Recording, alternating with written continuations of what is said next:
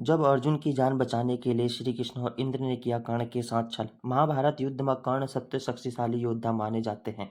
वह दुर्योधन अर्थात कौरव की ओर से लड़ रहे थे। कर्ण को किस तरह से काबू में रखा जाए यह कृष्ण के लिए भी चिंता का विषय हो चला था। लेकिन कर्ण दानवीर, नैतिक और स्वयंशील व्यक्ति थे। ये तीनों ही बातें उनके विपरीत पड़ गई। कैसे? भगवान कृष्ण यह भली भांति जानते थे कि जब तक कर्ण के पास उसका कवच और कुंडल है तब तक उसे कोई नहीं मार सकता। ऐसे में अर्जुन की सुरक्षा कोई गारंटी नहीं। उधर देवराज इंद्र भी चिंतित थे क्योंकि अर्जुन उनका पुत्र था। भगवान कृष्ण और देवराज इंद्र दोनों जानते थे कि जब तक कर्ण के पास पैदाइशी कवच और कुंडल है वह युद्ध में अजय रहेगा।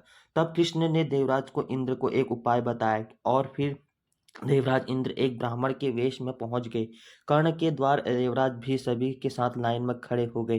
कर्ण से सभी को कुछ न कुछ दान देते जा रहे थे। बाद में जब देवराज का नंबर आया तो दानी कर्ण ने पूछा, विप्रवर आज्ञा कीजिए, किस वस्तु की अभिलाषा लेकर आए हैं? विप्र ने इंद्र ने कहा, हे महाराज, मैं बहुत दूर से आपकी प्रसिद्धि सुनकर आया हूँ। कहते हैं कि आप जैसा दानी तो इस धरा पर दूसरा कोई नहीं।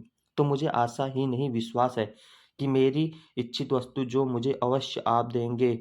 फिर भी मन में कोई शंका न रहे इसलिए आप संकल्प कर ले, तभी मैं आपसे मांगूंगा। अन्यथा आप कहे तो मैं खाली हाथ चला जाता हूँ।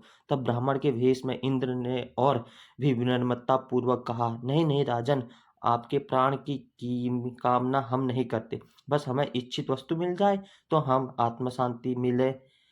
पहले आप प्रण कर लें तो मैं ही आपसे दान मांगूंगा। कर्ण ने तैस में आकर जल हाथ में लेकर कहा, हम प्रण करते हैं विप्रवर, अब तुरंत मांगिए। तब इंद्र ने कहा, राजन, आपके शरीर के कवच और कुंडल हमें दान स्वरूप चाहिए। एक पल के लिए सन्नाटा छा गया। कर्ण ने इंद्र की आंखों में झांका और फिर दानवीर कर्ण ने बिना एक क्षण भी गवाए अपने कवच और कुंडल अपने शरीर के खंजर की सहायता से अलग अलग किए और ब्राह्मण को सौंप दिए। इंद्र ने तुरंत वहां से दौड़ ही लगा दी और दूसरे खड़े रथ पर सवार होकर भाग गए, इसलिए कि कहीं उनका राज खुलने के बाद कर्ण बदल न जाए। कुछ मील जाकर इंद्र का रथ नीचे उतरकर भूमि में धंस गया। तभी आकाशवाणी हुई, देवराज इंद्र, तुमने बड़ा पाप किया है। अपने पुत्र अर्जुन की जान बचाने के लिए तूने छल पूर्वक कर्ण की जान खतरे में डाल दी है। अब यह रथ यहीं धंसा रहेगा और तू भी यहीं धंसा जाएगा। तब इंद्र ने आकाशवाणी से पूछा, इससे बचने का उपाय क्या है? तब आकाशवाणी ने कहा, अब तुम्हें दान दी गई वस्तु को बदले में बराबरी की वस्तु देना होगा। इंद्र ने क्या करते उन्हें यह मंजूर कर लिया। तब वे फिर से कर्ण के पास गए, लेकिन इस बार ब्राह्मण के वेश में नहीं। कर्ण ने उन्हें आता देख कर कहा, देवराज, आदेश करिए, और क्या चाहिए? इंद्र ने झेपते हुए कहा, हे दानवी कर्ण, अब मैं याचक नहीं हूँ बल्कि आपको कुछ देना चाहता हूँ। कवच कुंडल को छोड़कर मांग लीजिए, आपको जो भी मांगना हो।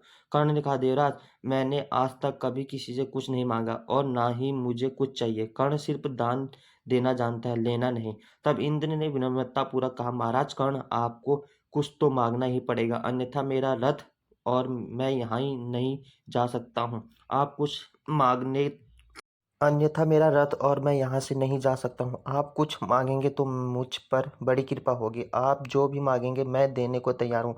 कर्ण ने कहा, देवराज, आप कितना भी प्रयत्न कीजिए, लेकिन मैं सिर्फ दान देना जानता हूँ, लेना नहीं। मैंने जीवन में कभी कोई दान नहीं लिया। तब लाचार इंद्र ने कहा, मैं यह वज्र रूपी शक्ति आपके बदले में देकर जा रहा हूँ। तुम इसको जिसके ऊपर भी चला दोगे वो बच नहीं पाएगा, भले ही साक्षात काल के ऊपर ही चला देना, लेकिन इसका प्रयोग सिर्फ एक बार ही कर पाओगे। कर्ण कुछ कहते उसके पहले देवराज वह वज्र शक्ति वहां रखकर तुरंत भाग लिए। कर्ण की आवाज देने पर भी वे न रुके।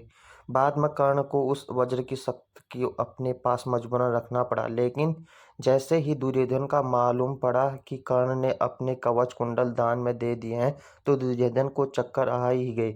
उसके हस्तिनापुर का राज्य हाथ में जाता लगने लगा, क्यों? लेकिन जब उसने सुना कि उसके बदले में वज्र शक्ति मिल गई तो फिर से उनकी जान में जान आई।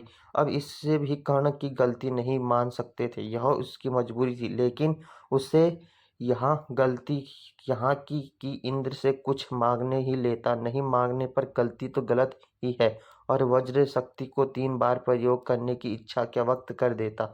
अगर आपको कहानी सही लगी तो मेरे चैनल को सब्सक्राइब कीजिए। नई नई वीडियो देखने के लिए आप सभी का धन्यवाद। जय श्री राम दोस्तों।